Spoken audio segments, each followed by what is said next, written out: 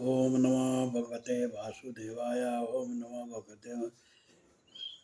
जय श्री कृष्ण चैतन्य प्रभु नित्यानंद श्री अद्वैत गदाधर श्रीवासदि गौर भक्त वृंदा श्री गौरांग महाप्रभु की जय। हरे कृष्णा कृष्णा कृष्णा हरे हरे, हरे राम हरे राम। आज का शीर्षक है केशव काश्मीरी, पंडित केशव काश्मीरी और चैतन्य महाप्रभु के बीच का शास्त्रार्थ। केशव काश्मीरी एक दिग्विजय पंडित थे। उन्हें पूरे भारतवर्ष में सारे पांडित्य से अपना लोहा मनवा लिया था। सभी जगह वो उन्हें दिग्विजय कहा जाता था, क्योंकि वो सारे तरफ पूरे भारत में सभी शास्त्रों के ज्ञाता को हरा चुके थे। तो फिर वे शास्त्रार्थ करते करते नवद्वीप आए, तो उनकी विद्वता का सबको ज्ञान था। वहाँ के जो बड़े बड़े पांडित्य थे वो सब डर के मारे इधर उधर कतराने लगे, छिप गए कि बाप रे बाप, केशव काश्मीरी से साक्षात तो कर ही नहीं सकता है, एक तो दिग्विजयी है। तो फिर अंत में जब देखा कोई नहीं है तो उन्होंने फिर देखा कि चैतन्य महाप्रभु अपने शिष्यों के साथ गंगा स्नान करके गंगा के तट पर बैठे हुए थे। उन्हें व्याकरण की शिक्षा, क्योंकि वे चैतन्य महाप्रभु एक व्याकरण के शिक्षक थे। जिस तरह से ब्रज में कृष्ण ग्वाल बालों के पास बैठे रहते थे, उसी तरह से चैतन्य महाप्रभु पढ़े रहते। और इन्होंने सोचा कि ये तो एक साधारण व्याकरण का शिक्षक है और बहुत ही अल्प आयु का है, ये हमसे क्या शास्त्र करेगा। लेकिन क्या हुआ, तो काश्मीरी पंडित को आते देख उनके और चैतन्य महाप्रभु के लोग काश्मीरी पंडित आने लगे, तो उन्होंने गर्म जोशी से उनका स्वागत किया, नमस्कार किया और उसके बाद शास्त्रार्थ की चर्चा होने लगी। तो चैतन्य महाप्रभु ने उन्हें गंगा जी के बारे में कुछ छंदों का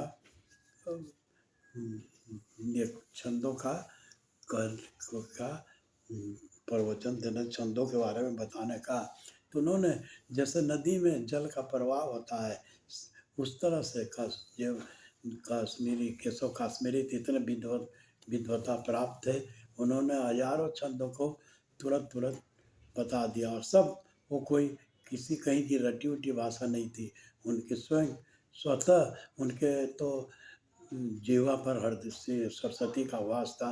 उन्हें सरस्वती माता का वरदान भी प्राप्त था और सुंदर रचना करके उन्होंने तुरंत इतने श्लोकों का ये कर दिया। तो उसके बाद सभी लोग आश्चर्यचकित हो गए। महाप्रभु ने कहा कि वाह वाह, बहुत सुंदर बहुत सुंदर।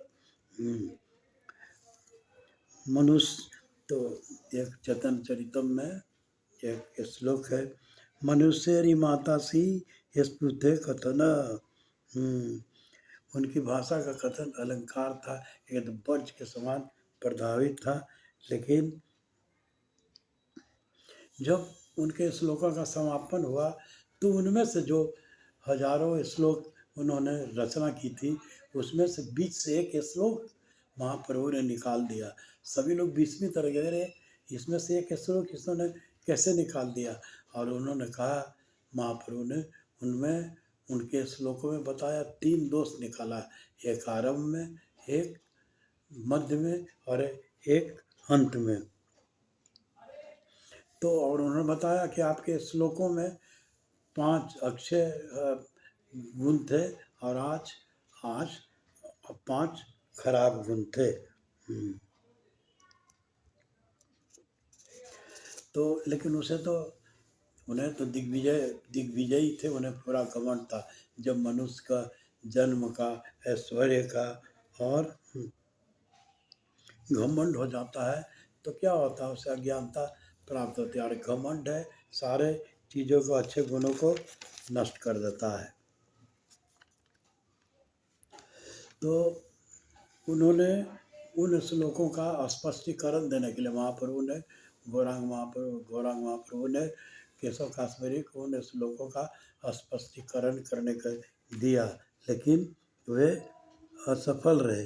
तो केशव ने सोचा कि एक छोटा-सा सिर्फ़ व्याकरण का विद्यार्थी मुझे कैसे हरा हरा सकता है। रात में देवी सरस्वती उनके सपनों में आई और बोली, ये तुम्हारा बोली कि माँ सरस्वती, उन्होंने सोचा कि माँ सरस्वती, तुम्हारा तो मेरे जीवा पर वास है, मैं कैसे हार गया। तो देवी सरस्वती ने मुझे सपने में प्रकट हुई और बोली, महा महाप्रभु की सर्वोच्च पहचान बताई वो सर्व कारणों के कारण है।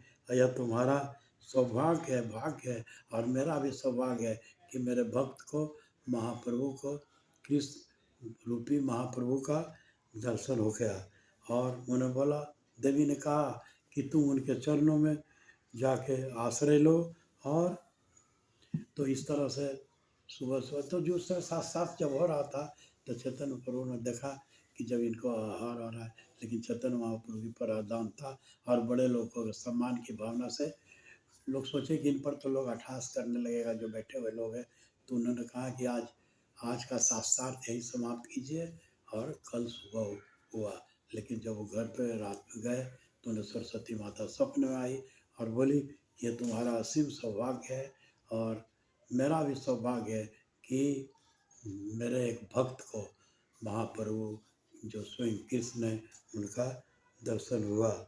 और तो क्या हुआ, ये सुबह उठ के केशव काश्मीरी दौड़े-दौड़े उनके घर पे गए और उनके चरणों पे गिर गए। और तब महाप्रभु ने उन्हें मिथ्याभिमान त्यागने का और कृष्ण की सेवा करने का निर्देश दिया और बताया कि मेरी पहचान छिपाए रखना।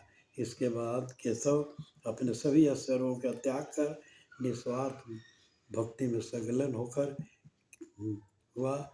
और केशव की पराजय और चैतन्य महाप्रभु के द्वारा उनके उद्धार की चर्चा, जो केशव काश्मीरी पंडित का पराजय हुआ और तो उनके उद्धार के जो उपाय बताए चैतन्य महाप्रभु ने, उसकी चर्चा पूरे नवद्वीप में फैल गई। और इस तरह से वहाँ के विद्वानों ने इन्हें बड़ी सिंह की उपाधि दी। जय चैतन्य, जय गौरंगा, जय निताय, हरे कृष्णा।